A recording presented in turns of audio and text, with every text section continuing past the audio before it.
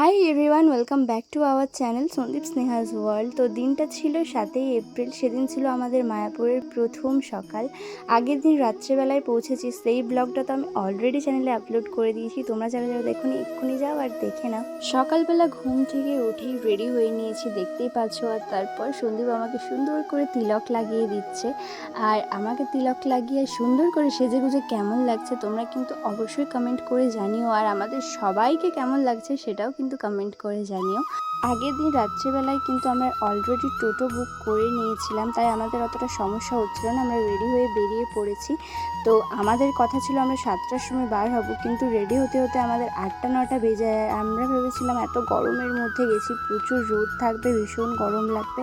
কিন্তু সকালবেলা ঘুম থেকে উঠি ওয়েদার খুব সুন্দর দেখতে পাওয়ায় আমাদের মন পুরো খুশি হয়ে গেছিলো। অলরেডি বৃষ্টি হয়েছে, আর তারপর একটা সুন্দর মেঘলা পরিবেশ।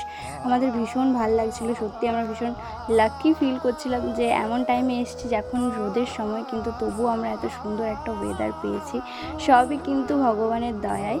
তো এরপর দেখতেই পাচ্ছ আমরা টোটোর মধ্যে উঠে পড়েছি সবাই মিলে, আর রওনা দিচ্ছি আমাদের গন্তব্যস্থলে। আজ আমরা মায়াপুরের সমস্ত মন্দিরগুলো ঘুরে দেখবো, আর তার সাথে সাথে তোমাদেরকেও কিন্তু ঘুরিয়ে দেখাবো। আর প্রথমবার সকালবেলা এই সুন্দর ইস্কনের মন্দিরটা দেখে আমাদের সবার ভীষণ ভালো লাগছিলো, কারণ আগের দিন তো রাত্রেবেলা ছিল। আমরা রাত্রেবেলা দেখেছিলাম, কিন্তু সকালবেলা একটা আলাদাই সুন্দরতা ছিল। তো যাই হোক, আমরা পৌঁছে গেছিলাম শ্রীকৃষ্ণ চৈতন্য মঠে, আর তার সামনে কিন্তু এখানে আমরা সবাই মিলে ব্রেকফাস্ট করছিলাম। ছেঁড়া পরোটা, আর তার সাথে ছিল মনে হয় ছোলার ডাল। আর ওখানে সমস্ত খাবারই কিন্তু একটু মিষ্টিটা বেশি, যেটা আমাদের একদমই অভ্যাস নেই, কিন্তু সব মিলিয়ে খুব ভালো ছিল। পরে আমি দেখতে পেয়ে যাই মাটির ভাঁড়, যেটা দেখে আমার একদমই কন্ট্রোল হয় না। তো ওখানের প্রভুকে জিজ্ঞাসা করলাম যে আমি কি এটা নিতে পারি, চায়ের যত দাম হয় আমি ততই দিয়ে দেবো। কিন্তু উনি বললেন অবশ্যই তুমি নিতে পারো। প্রথমে আমি 2টো নিয়েছিলাম, তারপর উনি বললেন তুমি আরও 2টো নিয়ে নাও। তো আমার ভীষণ ভালো লেগেছিলো ওনার ব্যবহার, সত্যি বলতে আমি ভীষণ খুশি হয়ে গেছিলাম।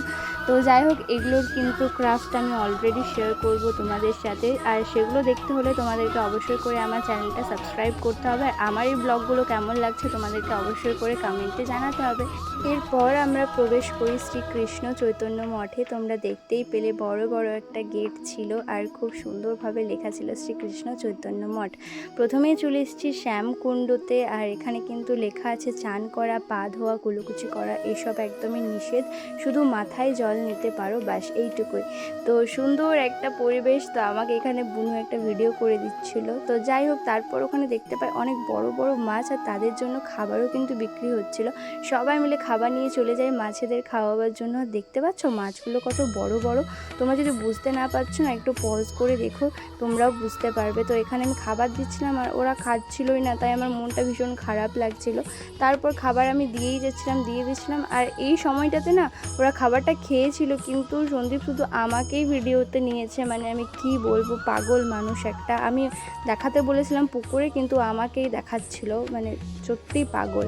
মাছগুলোকে খাবার খাইয়ে আমরা চলে আসি বাকি যে মন্দিরগুলো ছিল সেইগুলো ঘুরতে। আর ওখানের মন্দিরের ভেতরে কিন্তু ক্যামেরা একদমই অ্যালাউ নেই, তাই ভিতরে আমি দেখাতে পারবো না। তো আমরা জ্বালিয়েছিলাম এখানে প্রদীপ, আমি, মিষ্টু আর পায়েল, সেগুলো সুন্দর করে সাজিয়ে রেখেছিলাম।